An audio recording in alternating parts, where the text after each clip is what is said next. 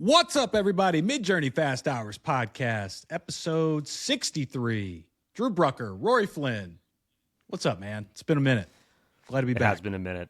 We're just, too busy men trying to just make it through this winter. I don't know if your winter's as bad as our winter, but I'm probably not. I'm over it.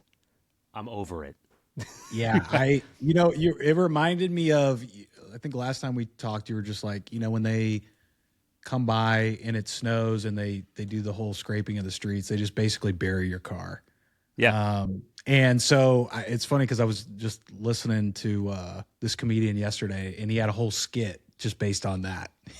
So I was like instantly thinking about you, but I'm sure that snow's been piling up for a while, man. It really hasn't been that bad here. I mean, we had maybe 2 weeks where it was just really, really fucking cold. And then besides that, it's really not been that bad. I mean, we're back in the, high 50s, mid 60s now. So the snow still hasn't melted. It's been a month. People still haven't moved their cars. That's crazy. It's disgusting. It's dirty. It's like, I'm over it. I'm like totally done with it. I'm like, it's like enough to make me leave New York for good. I can't. And then we finally get, it's warming up today, so things are starting to melt. But then it says 3 days of snow at the end of the week. It's like, as soon as it's here, it's gone again. Or as soon as it's gone, it's here again. And then I'm like, this is, if you guys can't tell, seasonal depression is a real thing in New York because we don't have luxurious, comfortable, big spaces. And when you're forced to sit inside for 2 months because it's been below zero and the snow doesn't go anywhere and your children are getting absolutely psycho, your dogs are like, I need to go do something other than sit in this apartment. It's like torture. So, and how are you supposed to see the clothes on the street when there's snow on the ground? Dude. I mean, nails, dog poop bombs, where people just apparently during this time of year, people just let their dogs poop on the street and don't pick it up. Yeah, is this the thing? That was the other part of the skit. The dude was just saying, I guess there's dog shit everywhere. Well, you don't know how many dogs pee in New York until it snows, and then you really see how much pee there is. And then you're like, okay, there's all the things are yellow. It's like, it looks nice when it's here, it's white, and then 2 or 3 days later, everything is like black and yellow. Yeah, it's black snow and yellow snow. Yeah, your car is covered in salt, and it's like everyone's car is disgusting. It is not great here this time of year, and it needs to end. I'm going to London tonight, and it's going to be about 10 degrees warmer, and I'm like amped. I'm like, oh hell yeah. 10 degrees 40 warmer degrees. In London right now? Yeah. I'm gonna be like, oh, it's 45? Cool. Like, and it's going to rain every day? Don't care. Like, let's go. Get me out of here for a little bit. But I would say it's like 40s is like that last point where it's like, oh, this is still totally cool. Like, not cold. 40's fine. We've seen 40 like once in the last 60 days. So it's, it's not. Yeah, we're talking Fahrenheit here. So I have no idea what the conversion is, but yeah. For our friends overseas using Celsius, last weekend it was negative 27 degrees Celsius. So there you go, which is, I think, when they start getting close to each other in the negatives, the Fahrenheit and Celsius, that's how you know it's bad. So it was pretty rough, but regardless, brighter days ahead, I think. Yeah, we got a lot of stuff going on in the space. I think everything is. I feel like in the last month, we say this every time, but it's like in the last month we've taken like a quantum leap to the point of where like I don't know. It's like take a quantum leap like every couple of months where it's like this feels so foreign as to where it was prior. Like something about Claude Code, just whenever that released, it feels like everything else just got a boost. Now we're looking at all these different models, Kling 3, Seedance now blowing everyone's mind. Hollywood doesn't like it. Hollywood hates it. Hollywood should hate it. I mean, continues. They got to throw shade on it. Yeah, it's for one of two reasons.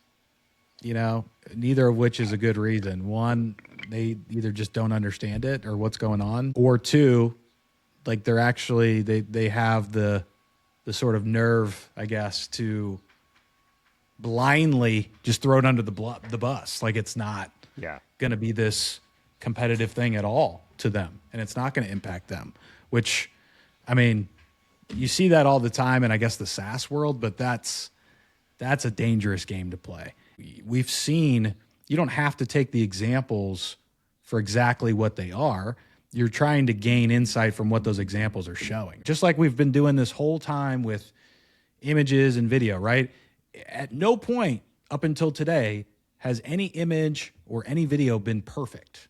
Hasn't. There's always like a little flaw here or there, but we've been hinting at the fact that it's never going to be worse than this. It's only going to get better. It's only going to get better. It's only going to get better until we get to this point where now they are direct competitors in every single way. And, you know, there are different ways to consume content, but I think the fact that now you can have anybody, quote unquote, you know, put together visual stories through images or through video or whatever it is, and that's democratized.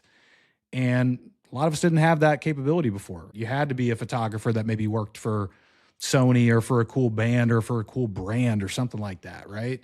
On the video side, you probably had to be in Hollywood. You probably had to have some real good connections or budget or whatever. All those things have lowered, and there are great stories that can be told. There will also be some shitty stories that will be tried to be told. But I just think, like, to not understand that fully is completely naive. And, you know, I don't know who they're trying to convince, if they're trying to like talk out loud and convince themselves about it or what, but I'm not buying it. I think the closest parallel is like radio to podcasts, where like radio was just like, haha, look at these people doing podcasts. And then it's like, you know, you realize the podcasts don't have the restrictions that the radio has. There's no time slots. There's no, you know, schedules. You don't have to be in person. You can do this remote. You can, you know, you're not beholden to the advertisers. You don't have to be on for 15 minutes and advertise and then come back and then have sponsors and, you know, all this other, the model sucks. Like, you know, podcasts do whatever you want, be on multiple platforms. It doesn't have to be on one streaming channel. Like, it can be global and not local. Like, you know, there's, it feels very familiar as to like that type of transition. And again, like podcasters like us, we don't have corporate overlords saying what we can do or what we can't do. We can just do it whenever we want to or talk about whatever we want, right? So, you know, it's like same thing with, you know, corporate news media and independent journalists, right? Like they start to, you see the attacks, like, oh, they're not real journalists, like, because they don't have like the access. And it's like, well, they get the access because they have a following now. It's like, well, they're not really that good. They don't really uphold the standards of whatever. But it's like, we don't care. You know, it's like, we don't care if you just have a name attached to your, you know, a name attached to your name, right? Like, it's, do you provide good stuff or do you not provide good stuff? And if you stop providing good stuff, which feels like Hollywood's just been remaking the same thing over and over and over again with the same formats over and over and over again. And then it's like, oh, people come around and they're making stuff that's actually compelling and interesting. It's like, why, you know, because they don't have the restrictions, and we don't have to have a $500 million budget and pay, you know, X amount of dollars to certain actors and whatnot. Not right or wrong. Like, you don't have to, or you don't know how many jobs are getting taken away. I'm like, you know, at the end of the day, like, the consumers still make the decisions. Like, we watch what we watch and we pay for it. So, sorry if people want something that's not that. Well, I mean, whose fault is that? It's not our fault. How far are we from someone making a bingeable series that really becomes, I don't want to say mainstream popular, but gains traction, legitimate traction? That to me is like another inflection point, because then what happens then? To your point, maybe we don't have to wait every week for an episode. Maybe they've already got them done, and maybe they could release them however they want to release them. Maybe there's, you know, like if someone were to put together that and do storytelling at a high level, and then all of a sudden do all these things that, you know, these other shows do to monetize. Like, you could sell merch. There could be communities based on this particular series or whatever it is, these theories of what's going to happen, right? Like all the things that we get from a typical Netflix or HBO series that comes down the pipe. I mean, I was just looking at you've probably seen this now, but somebody put together, and maybe you can help me identify who exactly this was. I saw but basically this Jon Snow, what happens 25 years later? You know what I mean? I mean, this is, again, not perfect, but you can see where this is going. And so Yeah. what if someone were to actually do this and put this together and that gains traction? Also, what happens with sort of, okay, HBO owns Game of Thrones, somebody put together this whole series, takes Jon Snow character, right? Like we've got some interesting times ahead. And Yeah. I don't know, should we play this in case people haven't seen it? Maybe we just play it and see. Are they going to be able to hear the sound? I think so. I didn't put my earphones in on purpose, hoping that All they could right. hear it.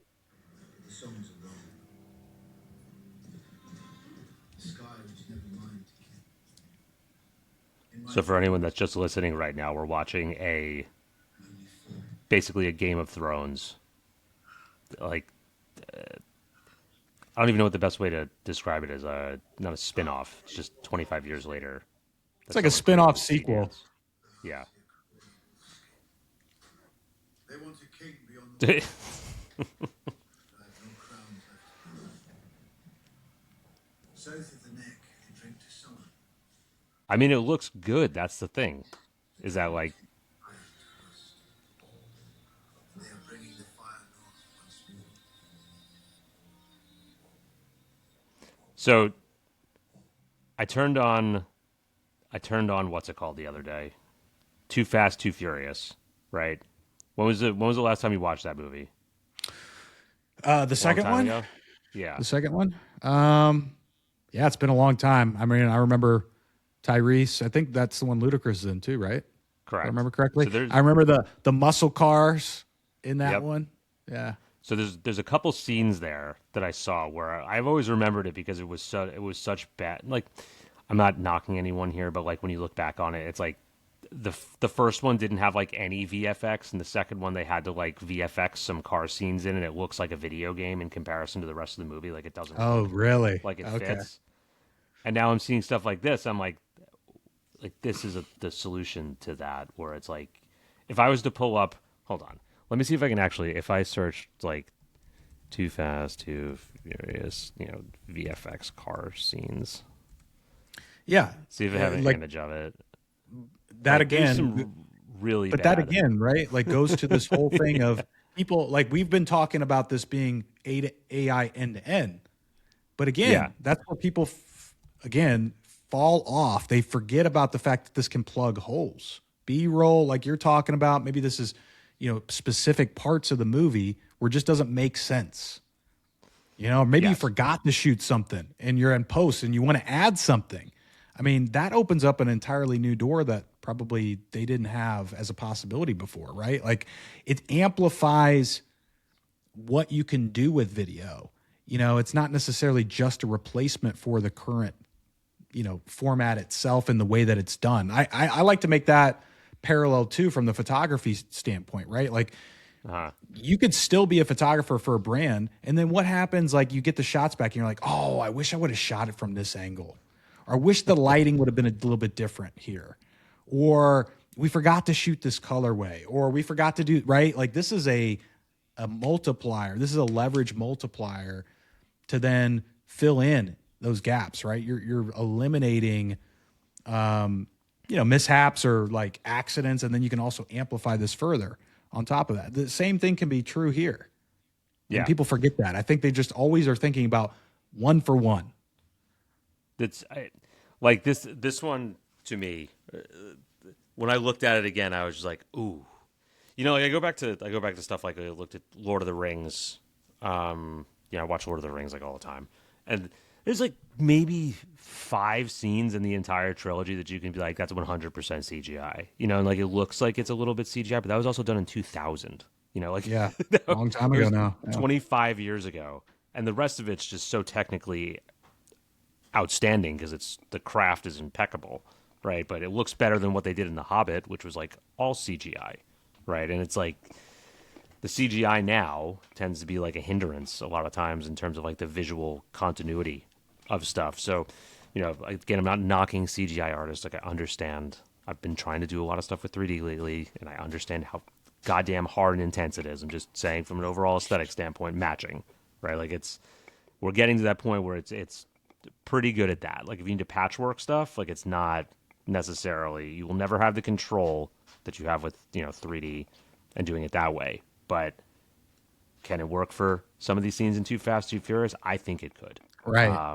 Where it's a 2-second clip, side profile, low angle view of the front end of two cars like jostling with each other, like going, who's in front, who's in front.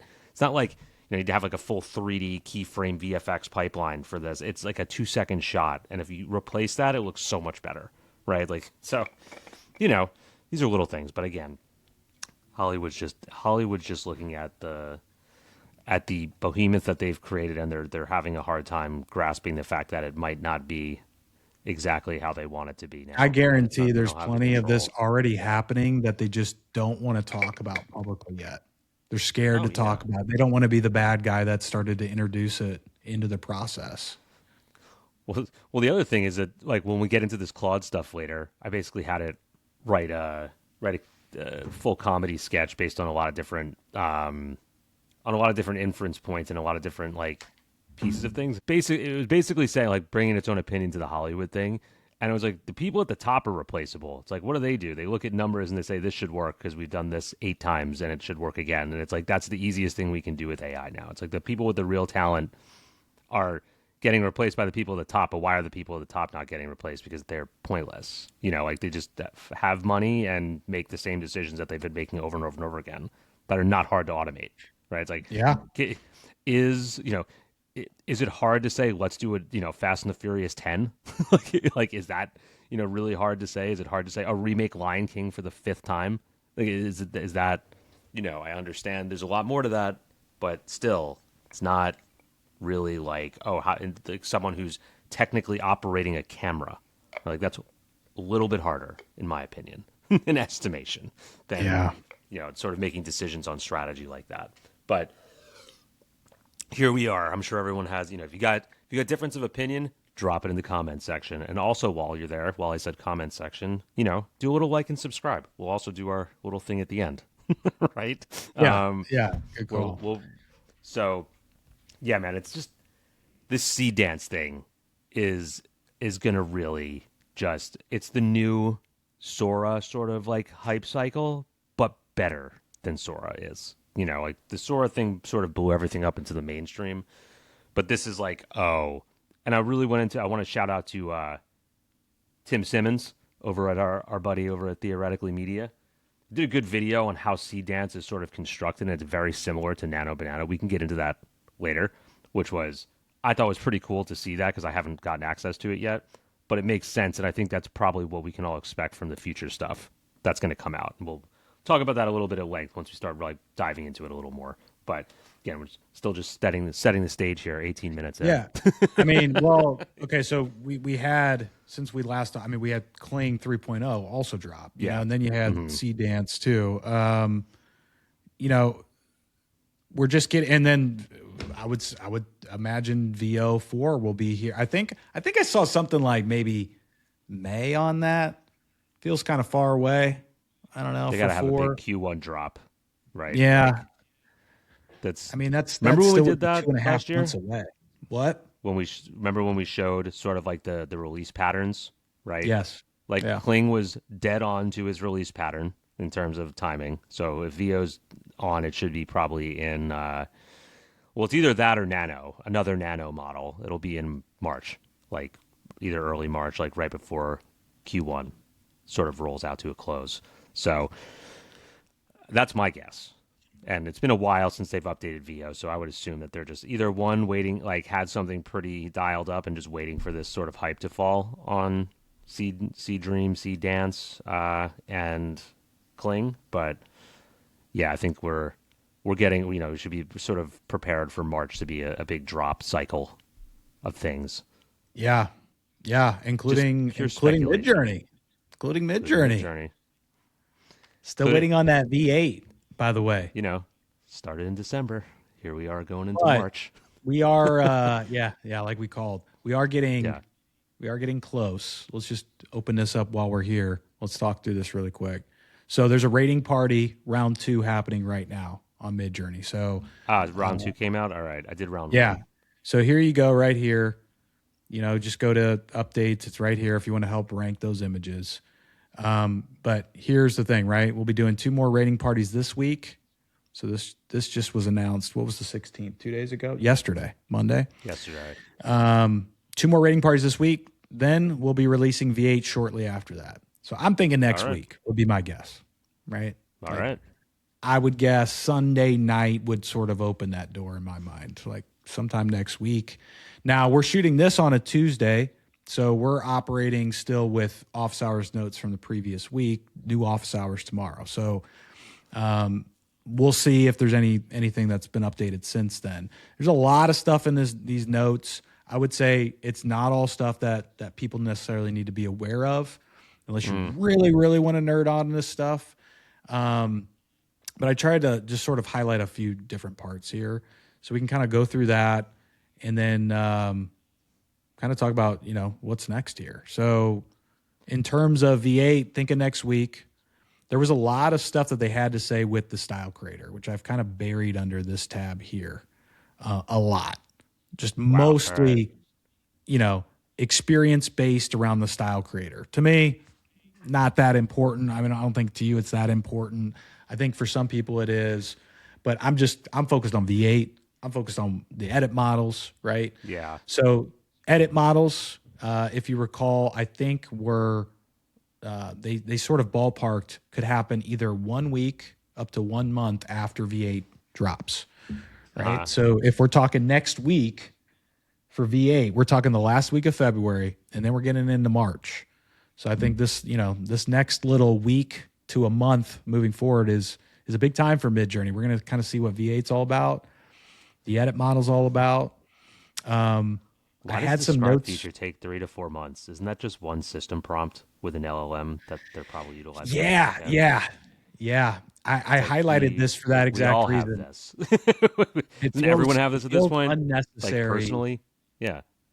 At this point, we could probably do that in a day for you guys, if you're interested.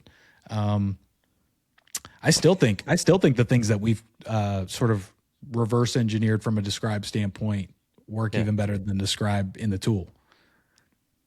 So again, it's just sometimes if you see like weird little things pop out to you, and like that was one of the ones that popped out to me. That was one of the ones I was like 3 to 4 months, not a guarantee either, right? I was just like,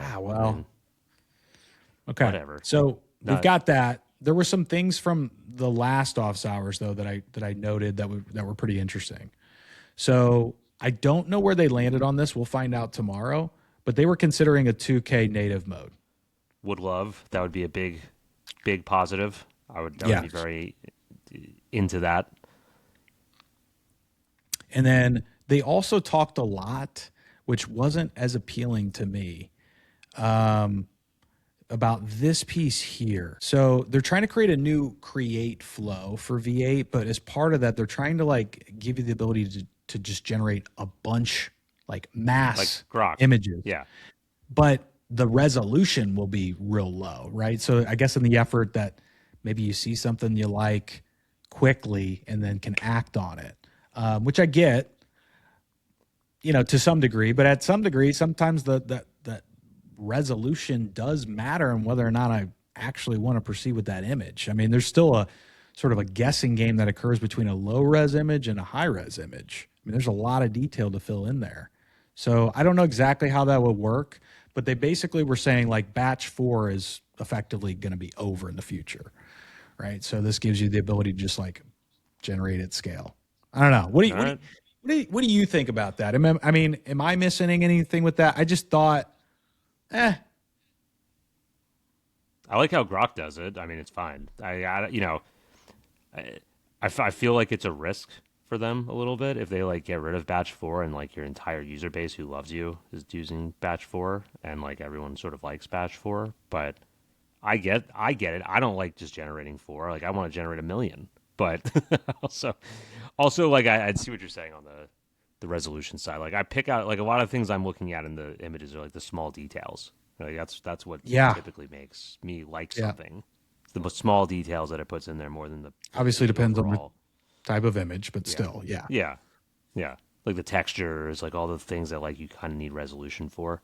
So I don't know what it's gonna look like, but I mean, I'm just like imagining all these like little thumbnail size low res things, and I'm just like that to me wouldn't feel worth it. Like, Yeah, I I don't don't know. know.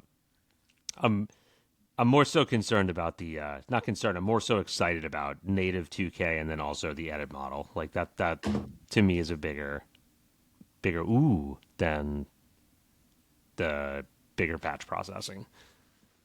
Edit But model, you can negatively prompt natively like Banana Pro. So that was pointed out as cool. well. So Yes. you don't have to worry about saying something in an image and then having it appear, right? Like, and that also kind of Yeah. gets rid of the dash dash no inconsistency as well. You would think. So that The was other thing that I interesting. saw in the training, did you rate anything? I just did like today. I was just looking at some of the stuff today, but it doesn't feel nothing in there at this point is that surprising. But if you remember, it's been a while, so I don't know if you do. Yeah. But remember the last time? I mean, the first two rounds, you weren't really seeing anything that was That was all different, crap. and then it was like Yeah. maybe by that final rating round, you started to see these images. Where you're like, oh, okay, okay, Yeah, that's the other thing is the one thing I did notice on there, the text was way better. Like there was a lot of text, and the text was accurate, at least from what I was reading. So yeah, maybe they've solved that. I don't know if you're going to get full paragraphs out of it, but probably some text will be correct in that sense. But that was interesting to me nonetheless. yeah. Oh, here you go. Well, New architecture supports arbitrary resolution 60 down to 64 px. Whoops. huh? Somewhere in between. Neighbor, I don't know.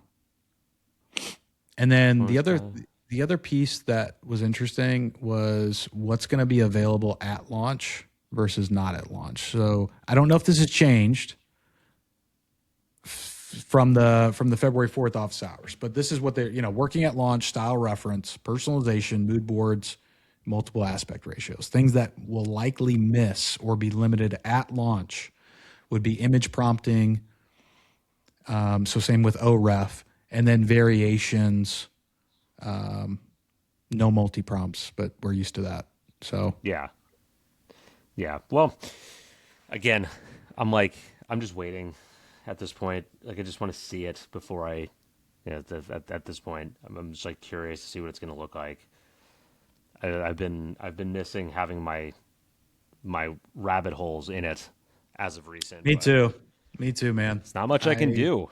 Like it's fun to create cool looking stuff, but I can't do anything else with it once it's created. So, without taking it off platform. But I just want to. I'm like very excited to see how 8 looks overall. Like, what's the vibe? Because I think that's what we always sort of judge it on. Is like, is the vibe good like from the images themselves? So it's V6 had a vibe, V5 had a vibe, V7 definitely had a vibe. It was definitely more. It wasn't as big of a jump as I think we were expecting, but it was still had its vibe. So that's what I'm looking for. And then you realize, yeah, the one thing you do realize with Midjourney and how good it is, like from a certain standpoint aesthetically, is like if you try to type in like simple prompts into any other platform, you just get trash.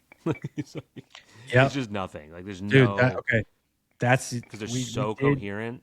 Yeah, we did talk about that, but that's where I think I'm really interested in the personalization, and if that's better, they talked about they're going to do a different way with personalization, but if that's truly better than the way they're doing it now, and we can really dial into personalization, that's another one of those things that is just a total differentiator yeah, compared to other image models. I mean, if it knows what I want and the things that I like, I am very, very interested in that. And to your point, alleviate some of the pressure of maybe, the nice, finessing to get exactly what I want versus it already pretty much knows what I want.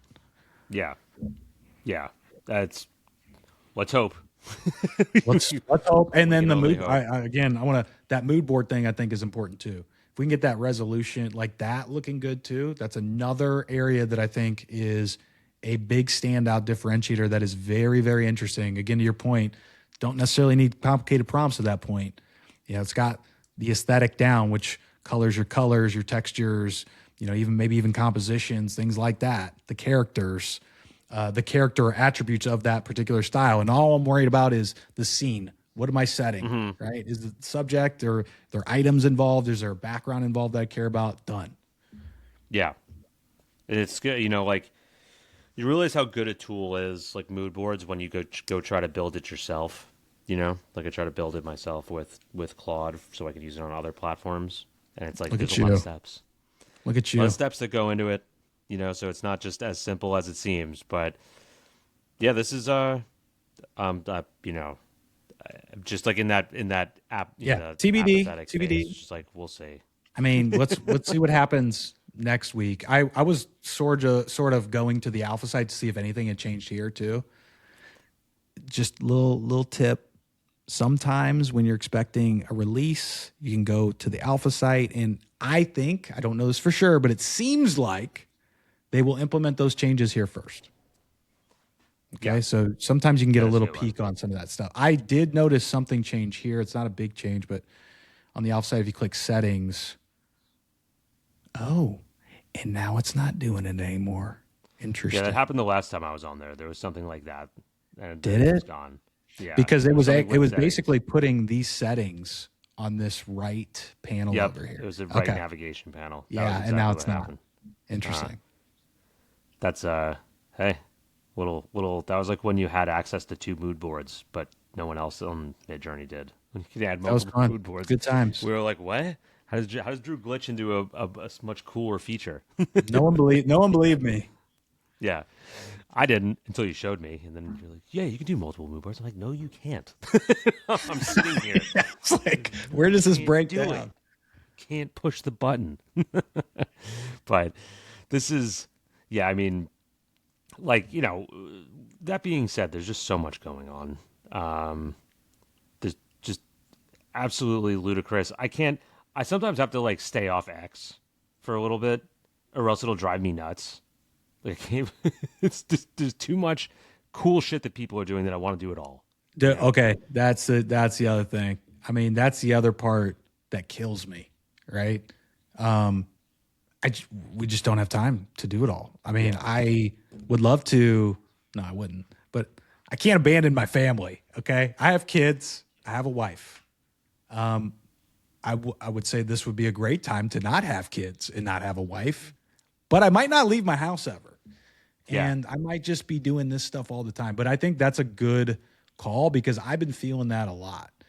I don't feel good when I get on X or even Instagram sometimes. I'm just like, this is cool. I want to save it.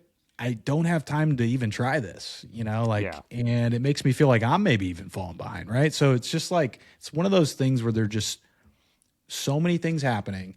And the reality is none of us have time to do it all, but it's hard. It's a hard pill to swallow. I'm glad that somebody else is feeling that too, besides me. Well, the problem is I didn't really have a lot of LLM stuff on my X algorithm because I wasn't really following it. And then once I started getting back into Claude, now it's like all of that stuff too. And then I see it's like all the people that just straight up focused on LLMs and stuff now. And like, it's like they're at that level of what we're doing with like images and things like that. And I'm like, oh my God, like I see what they're doing. And I'm like, I want to do that. I And know. I want to set up my agents and I want to set up all that other stuff, which I started doing, which is epic. But like, I wish I'd done it 3 months ago. Now I can't watch, the guys that are, making Claude bots that are trading on Polymarket, making like $15,000 a day automated. Are they really? Mac Mini. Yeah. Like, dude, it's crazy. Like but you can see how it's possible because of some of the stuff that I've built. I'm like, I can see it now. I can see how this can just run in the background and it's fine. It'll work. It's like, if there's patterns in math and rules, it'll work, right? Like you just have to write the patterns in math and the rules. It's like it's really smart. It totally turned, I think, once Claude Code got a little bit more integrated into what everyone was doing, and now you see it. I think Spotify released the other day that they didn't like not one human piece of code was written last year, and they shipped 50 features. Like that's wild. Oh wow, I didn't see that. I didn't see that. It's like Spotify said that. You had that piece that went viral on X, which everyone was talking about, like something is happening, and it was that I don't know if you saw that article. It had like 50 million impressions. What It's like what are you talking about? there's like an article. Let me see if I can find it. Who was it That was by? like, Or what was it about? I know exactly who I sent it to. So let me pull it up here. This is, where did we go? It's just basically, it's kind of how we all feel. Yeah, this is it by Matt Schumer. And it's got, let's see. Sure, show us what you're looking at. All right, so has 83 million impressions.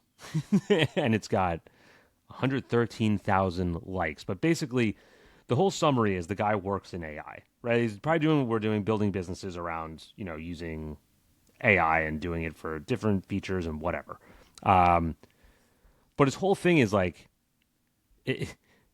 talking to like normal people and being like, this is it. Like it's happening right now. Like this is the time. Like it's no longer like I put in a prompt and didn't get what I wanted. And like, that's it. Like AI is just a joke. Like it's not a joke.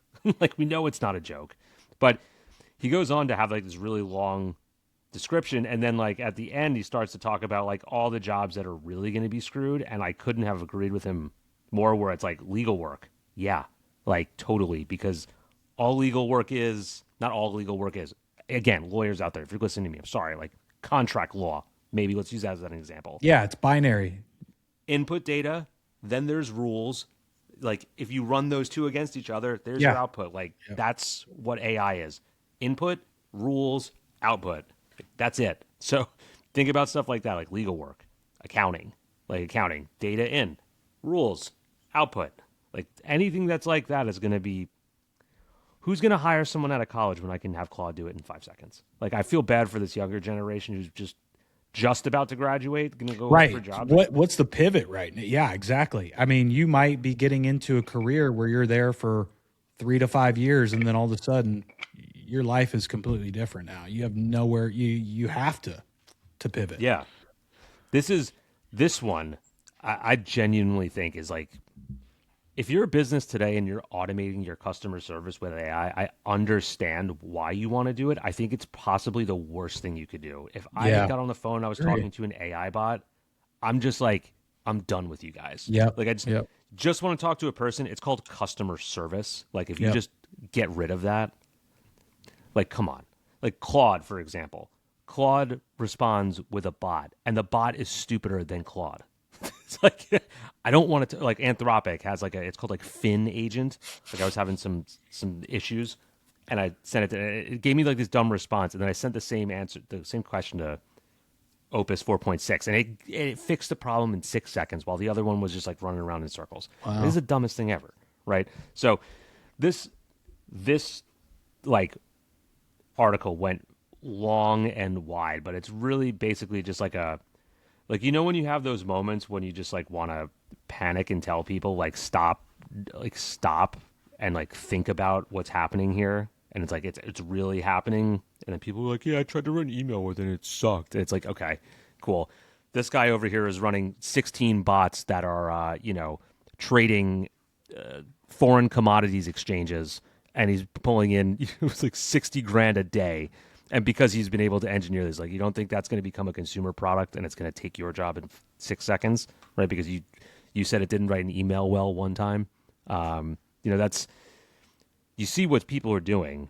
And then you have the guy that invented OpenClaw that we talked about last time. He just got acquired by ChatGPT for like $10 billion, one person. Yeah, it's wild. That's what we were all saying. $1 billion business is built by one person. Here it is. Now it's here. And it's... and it's good, and we're now writing more code than we can ever read. So, I be think the curious. Whole thing, a lot of it, be curious and make shit.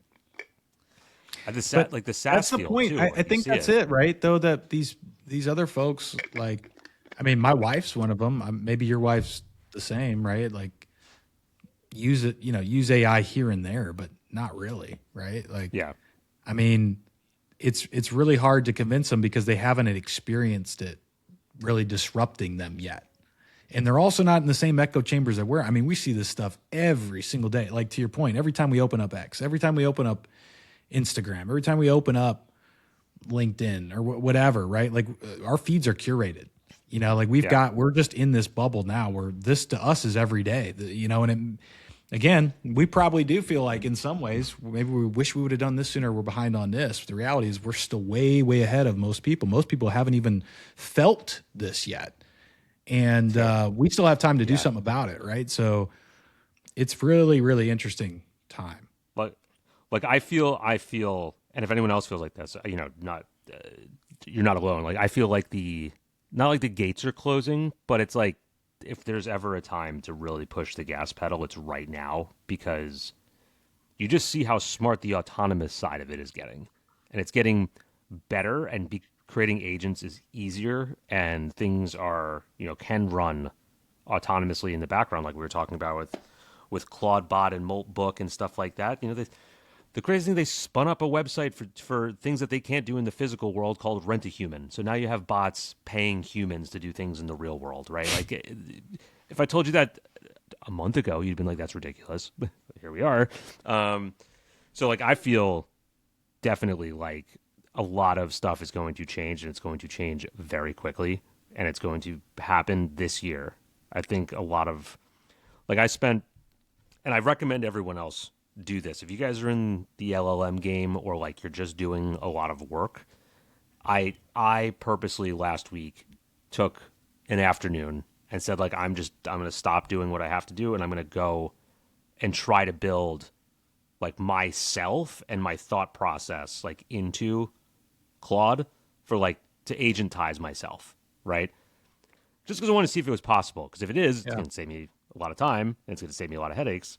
And if it's not possible, then I'll feel a little bit more comfortable, right? That I can't just be sort of replicated that easily. And I did it, and I did it in about 6 hours, and I was really kind of shocked at how easy it was, and I'm shocked at kind of the questions that I started with, instead of it being like, this is one thing I've been sort of like in my head lately, as to like why I was never asking the LLMs what they like better. Like how do you guys like to ingest data? Like how do you like it structured? How do you like it look? How do you like it to look and feel, versus like, here's all my stuff, do something with it. Or like I feel like a best way to sort of make an analogy is like, if you're a detective and you give someone a case file where everything's like organized, all the files are there, and they can like read it and digest it and be like, oh, okay, I get what's going on here, versus like giving them your detective like bulletin board with like the pictures over here, the thumbnails, the strings, like and it spends most of its computing power trying to put all that stuff together, versus like, here's the case file where everything like lives. You get such a different response, right? So that was one thing. But I had, for like this, basically built like a whole ingestion machine, but the whole thing was not to build it like asking it to build agents. I was building skills. So it was like, if I need to do, like, let's think about this, like we need to build like an image forensics agent that's going to extract like all these different points. But it's like, let's not build an agent. Let's build like the skills that are necessary to do that, right? So like, oh, we need like someone that's really good at this, something that's really good at this. Like each individual like little Claude skill that would go into that one little role. So if you think about yourself, like, what is Drew good at? Like, Drew's good at photography. Drew's good at branding. Drew's good at, all these different, being a dad. Like, those are all like little individual skills that make you up. But like, that skill isn't just for you. Like, you're not the only photographer in the world, right? But like making a good, like, if you can translate that to another person or another agent. So it was like building like a skills library of all these different things that I do. Yeah. And then it was like, all right, now that we built all this stuff, how do we connect all the dots? Like, how do we bring the connective tissue together? How do we build like an operating structure for like where things go? Then I was like, oh, okay, I'll build like this agent, and we'll stack these skills in here, and then this agent might be double the skill. Like, it might be for two things instead of just like building an agent that does only this thing, right? It's like, then they can like self-delegate based on what I'm doing. And like, oh, some skills are needed, some skills aren't. Like, that goes into the first like project management analysis phase of where this stuff needs to go.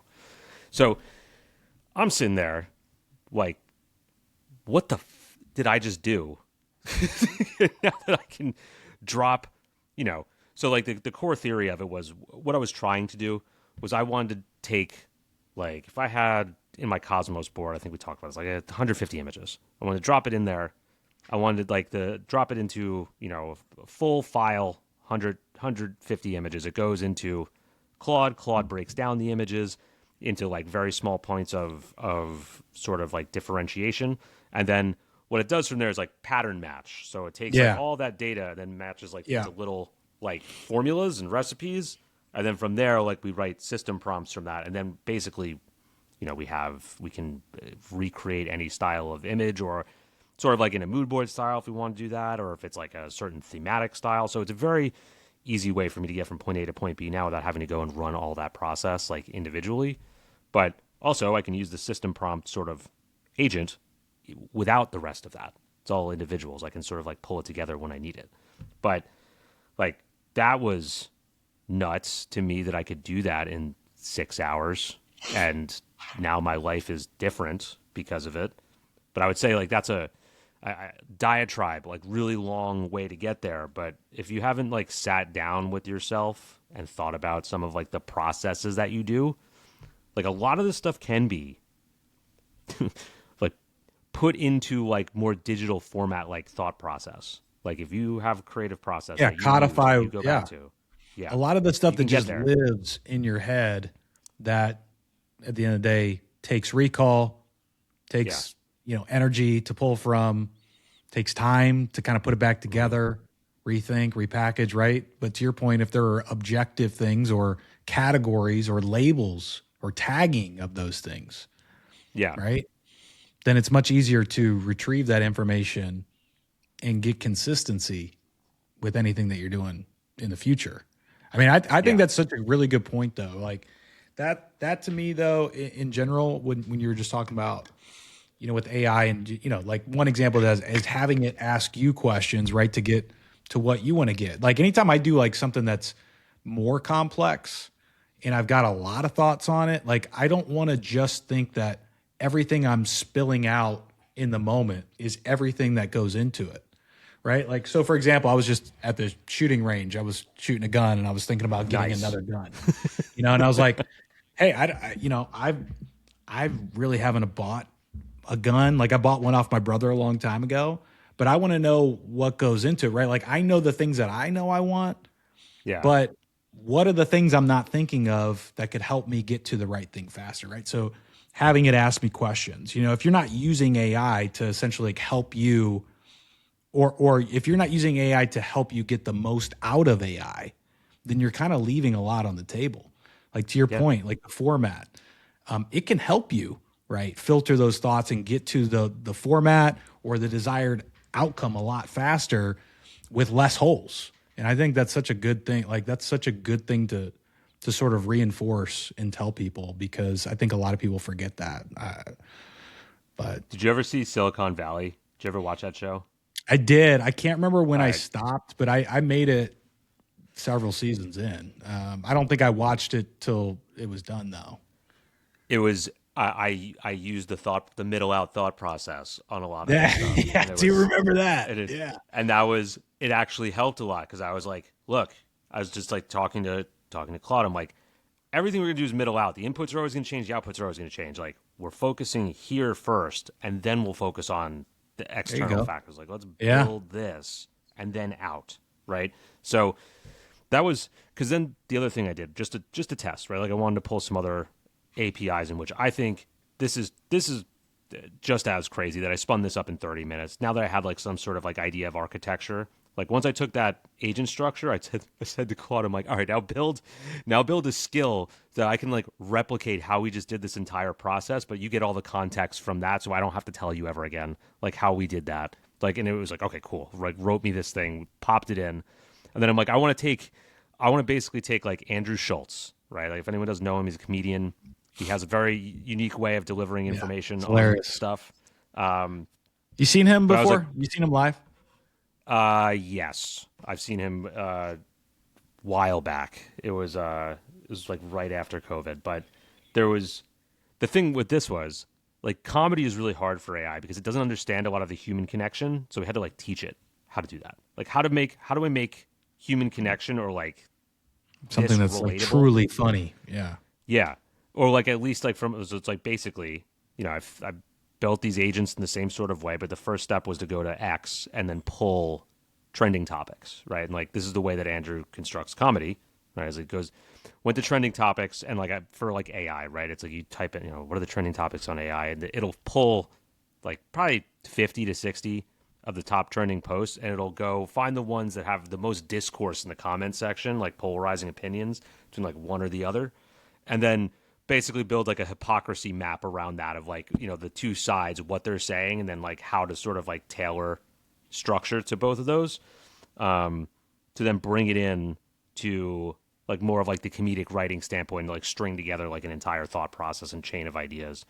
And then I built like this creative analogy engine that was like a way for him to like sort of like tie it back to funnier things in real life with like cultural setting. But essentially all I do is press a button. I go search this for this and it just goes brrr, five Dude, different I'm like thinking bits about could that a be. lot.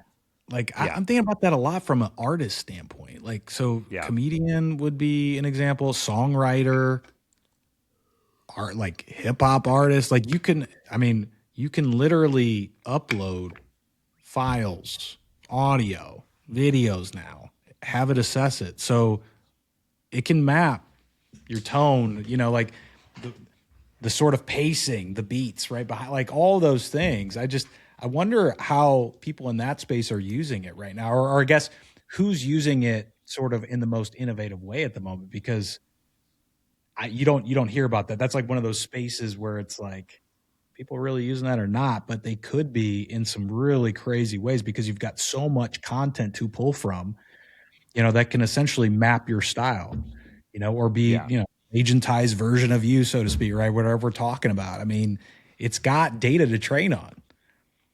It's crazy. Like this is what the idea that it was like that I was taking like his joke structure from one of his stand-ups and then sort of like applying it to like the connective tissue of how you take like this benign sort of like idea and turn it into something else, which is really hard. Like I think about it because we're trying to do something with another project that we're working on where it's just standard one input image and then you have to output something else, but sometimes the output has to have something behind it. It can't just be, for advertising purposes, right? Like you can't just put in water bottle and get out like, water bottle floating on the clouds. Like there's no connection to the human being on the Yeah. other side, right? So Yeah. it like wasn't getting that. So I had to teach it like like a way to think about advertising, which was like, okay, like if you see maybe I mentioned this on the last podcast. I can't remember if I did or not. I don't Where it's think like so. if you take Oh, we did one, talk about it. Yeah. Yeah. yeah, if you take like a water bottle, it's not just like a water bottle. It's like hydration. It's like, hydrating champions. It's like it holds water. It can be used as a weapon. Like, you know what I mean? It's like you have to sort of like Creating a word apply, cloud. Creating a yeah, word cloud. and Yeah. then create off the word Associations. cloud Yeah. with Yeah. idea instead of it's just a water bottle and you drink from it, right? It's glass. Like, there's a lot of different things you can go to once you create the word cloud and then like branch off of it. But you need like that second level of connection, not just make this an Yeah. advertisement, right? The humor thing's hard too, because there's a portion of that, depending on the comedian too, where a lot of it relies on the delivery, the tone, Yeah. the body language, the facial expressions. This is So so how much of the percentage relies on that for it to be to hit, right, to be funny, to resonate. it made some excellent analogies. Let's put it that way. Like it made the analogy of AI as the microwave, which I was like, that's interesting concept. And it's like, like, yeah, like we like, a hot pocket at 2 p.m. on a Tuesday or at 8 p.m. on a Tuesday when we've just worked all day and we got, we still got, diapers to change and stuff like that. But when it's Valentine's Day dinner, you don't go and get, a microwave meal. You go have someone cook it, right? Like it's like the difference is you can have both. You can have the hot pocket at 8 p.m. on a Tuesday, but Saturdays are reserved for the art, which is the dinner. And I was like, that's a good tie back. And then it was going It into is. all of Yeah, like, that's a good one. I like that.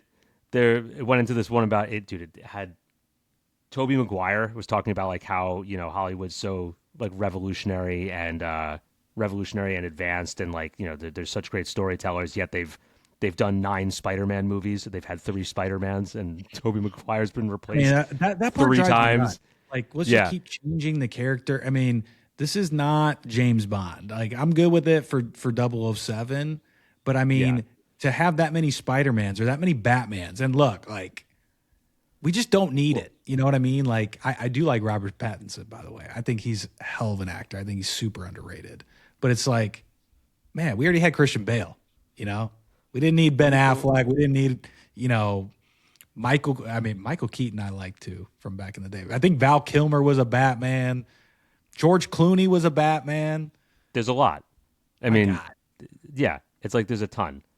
But like this came out with me saying, you know, pull public discourse on, or you know, write a bit about public discourse on AI. So it just searched all this stuff on AI, and it gave me a 6-page script.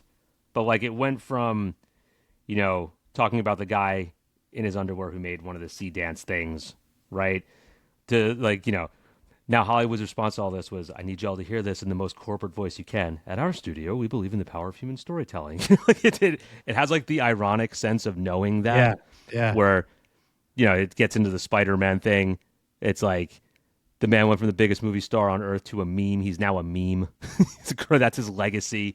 And Hollywood did that, not AI. Like it's got some nuanced takes, right? Like talking about how the VFX artist or the main company that did the VFX for Life of Pi, that excellent movie back that won a bunch of Oscars, went bankrupt after that, right? You know, it's got sort of like some of his like mannerisms and the way that he does stuff. You're talking about the writer's strike. Like it's all tied together, like weaving into a narrative. Like it's all one story, which is pretty impressive. Like, you know, AI is a microwave. Stay with me, and it goes through that whole sort of analogy. You know, AI is a cover band, right? Like, oh yeah, cool. Like you still like the song, but you don't really feel much when you get into it. Like it doesn't do anything for you, right? Like that's, you know, wrote this in my bedroom at 3 a.m. because I couldn't sleep because she left. That's a thing. AI doesn't have a bedroom, doesn't have 3 a.m. AI doesn't have a she left. Like AI has data, artists have damage, and damage is what makes art. So the guy in his apartment, one dude, laptop, 45 minutes, made something that looked like a Marvel movie. He's not killing Hollywood. Hollywood's been dead. He's just the first one to notice the body. I was like, oh, yeah, let's go, Claude. Fucking solid ending there. But to me, it was the interesting thing of taking raw, real-time data, right, that's out there, that people are thinking, and then weaving it into like a full narrative that like flows from one thing to the next with like connective tissue, with pacing, with style, with like it's like a really translatable sort of tool. Like this this doesn't have to be for comedy writing. Do this for marketing. Like I can go and do this. Yeah. I'd take this, whatever brand I'm talking about. Let's go find the public discourse on Coca-Cola.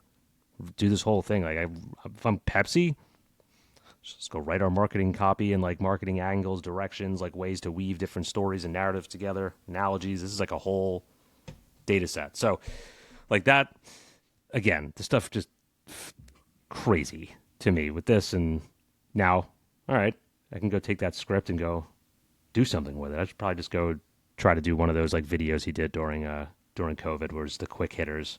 You remember those on Instagram that like sort of blew him up to begin with, where it's like did like it's a minute straight of basically like one-liners on political topics. Yes.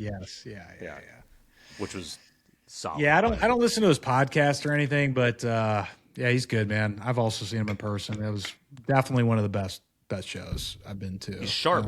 It's like his connections are sharp. They're witty. You know, it's like it's not fart jokes, which I appreciate.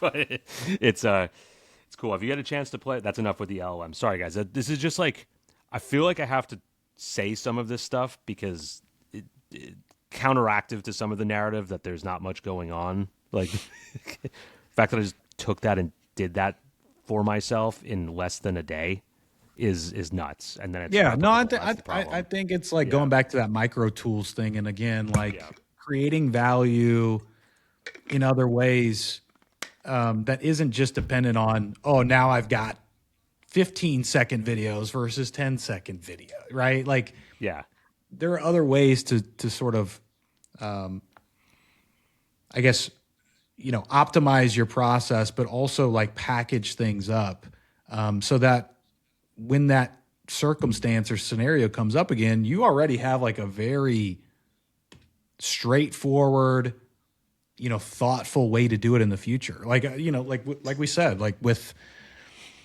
system prompts or whatever it is. It's like, okay, well, if I've done this with a brand where we've got a visual identity toolkit and, we've got a 30-page document and we've consolidated this down to exactly what the brand wants.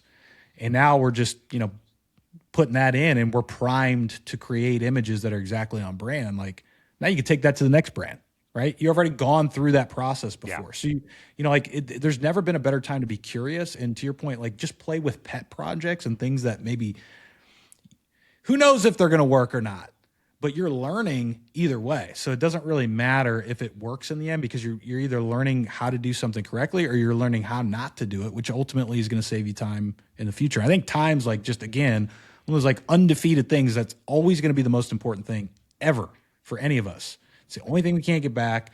So I think like if you're extracting value from things that you're going to do again, repeatable processes, it's a very, very smart way, to approach AI right now. And I don't, you don't have to be a coder to do it, man. I mean, they've made this incredibly democratized now. How well can you sort of verbalize what you want to do, the constraints, the do's, the don'ts, again, rely on AI to provide maybe some, the reasoning for you. So you're not just saying, hey, like I want a launch plan. You're saying, well, how should I think about this launch plan? What are the things that could go wrong with this launch plan? What if I had this much money to, put toward the launch plan versus this much? What am I not thinking of? Like all those things. It's just like, this is a great time to do that. That's why, like,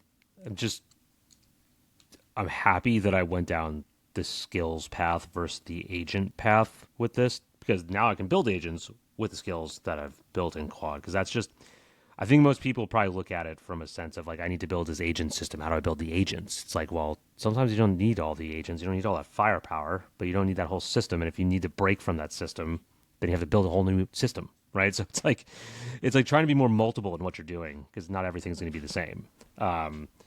But that's sort of like, we have to build like this broad flexibility. Like that's a weird way to think about it now, is that like we need to build like things that are specifically tailored, but also broad for a lot of range of outcomes. And that's sort of like the weird like mindset that you have to be in. Too tight is too tight. Too loose is too loose. But also like it has to be repurposable now also for other things. So it's weird, but I just feel like it's going to be people who are like sort of in the design space now and like just going to get, if you've been neglecting the LLMs in the work, like I would say it's a good time to get back in to like use it and just push it, try weird stuff. I think that's the other thing is what you said is like pet projects. You'll figure out way more stuff when you try to do something a little bit weird. 100%. 100%. You realize that, that is translatable versus like, let me build this for a company. And it's like, I don't want to do this. And there's all these rules. Just do it for yourself. You'll figure it out. Just like, it's kind of like the creative sort of paradox, right? It's like, if you've got exactly what you can't really be that creative, but if you have no constraints and you're just kind of like, hey, let's just see what happens if I do this or do that, blah, blah, blah. Right. That's where the juice is at. Hey, before we bounce. Yeah. Higgsfield. I'm happy. Jeez. I love it. What's going on with these guys? So Higgsfield, I mean, I've got this nice little article up here. The Forbes article? Is it the Forbes wrote an article about them. Oh, did they? Okay. Forbes did? Yeah, it wasn't as big of a hit piece as I would have hoped, but gotcha. This is a really good one that I read through. In case you don't know, like I guess like the short of it, and I've never really like been fully ingrained in Higgsfield, so I'm probably not the best one to sort of like tie a bow on this. But essentially, a lot of promises that aren't delivered on, and then just a sort of rage baity, we don't care who we piss off kind of ego that this company has. And it's essentially just like a wrapper, right? Like, yeah, Higgsfield didn't really invent anything here. We're just putting things together, right? And putting them in a nice wrapper, use cases. We're like from a standpoint of making things very UX folk, like here's exactly like use case specific. You press the button. Like they've done a really good job with that. Beyond that, there's nothing. And so they've also made a lot of promises to like, creators to pay them for this and that and promote. I've gotten messages. I'm sure you've gotten messages. Like, Oh yeah. I've never done that with them, but just shilling for them. And then there's a lot of like proof that a lot of people didn't get paid for this, or they sort of like waited for somebody to post and then they never paid, or they just backtracked, they walked back the offer or whatever it is. But this is a really good article that just sort of goes through it. Here is the sort of username if you want to find this story. Maybe I can also link it in the description here, but it's a good read. Are they back up on X now? I didn't look. I don't think so. Maybe they are. I'm still be. So back. they got removed from X. Yeah. Well, that's what happens when you break you break the rules on the platform, right? Like it's actually, like it's you had to see it coming. It's like X is a direct competitor of them now, right? Like Grok is a competitor. And everyone's telling you that they're doing shady stuff, which they are, like look, this one, remember this? Yeah. This is to me like we just killed 20 I don't even want jobs.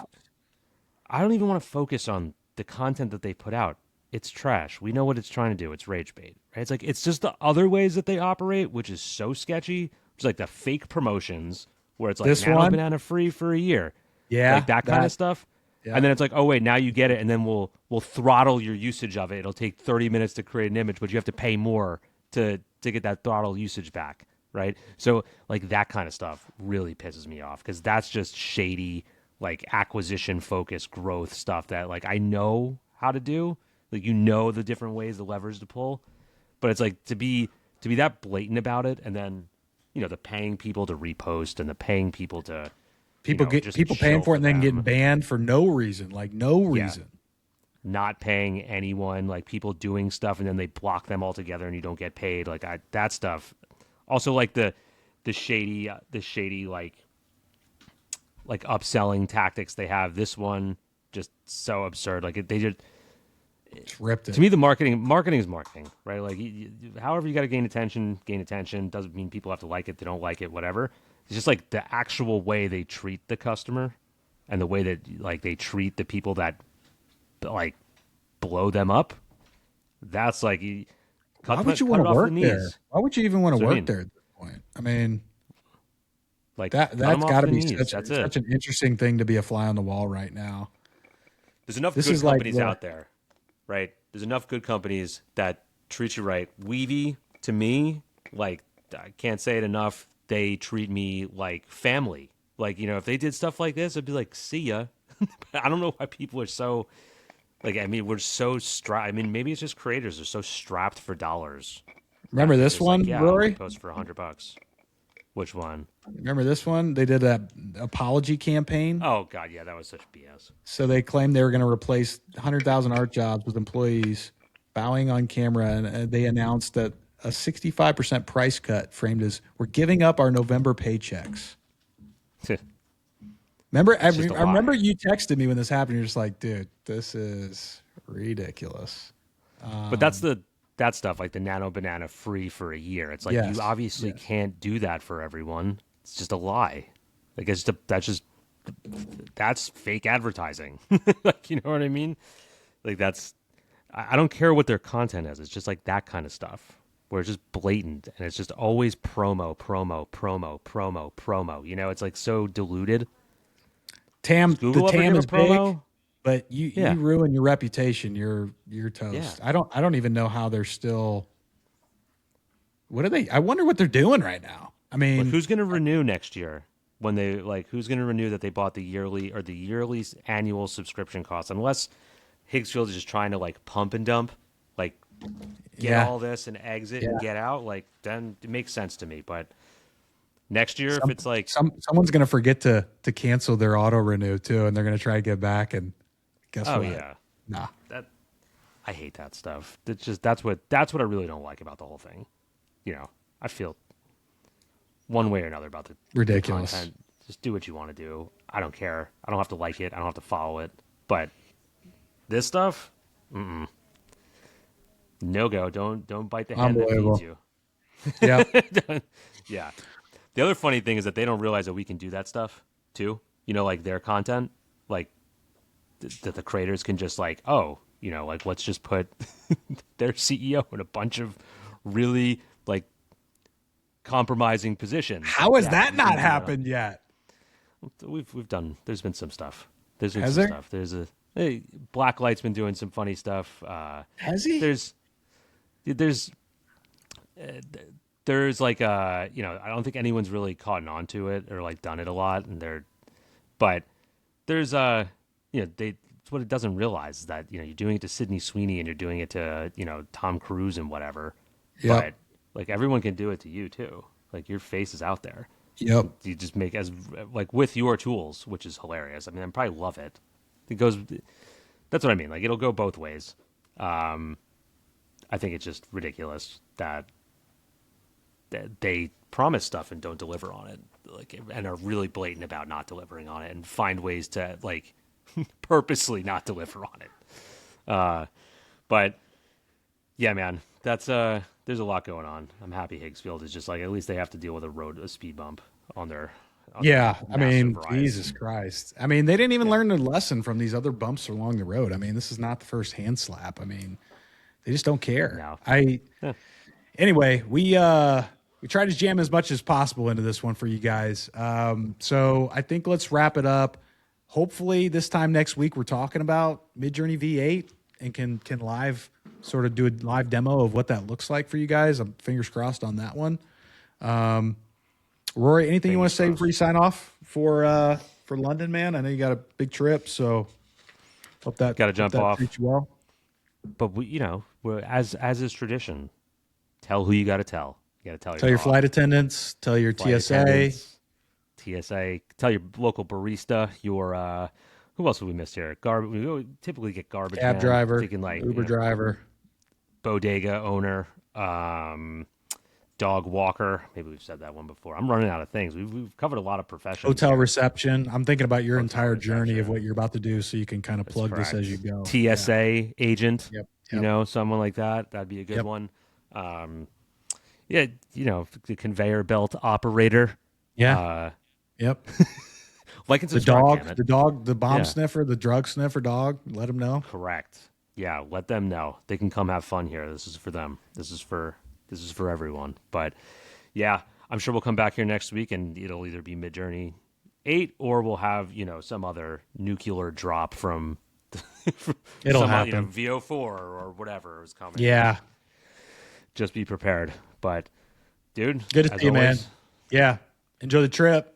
Thanks for joining us, everybody. We'll see you guys in the next one. see ya. Peace.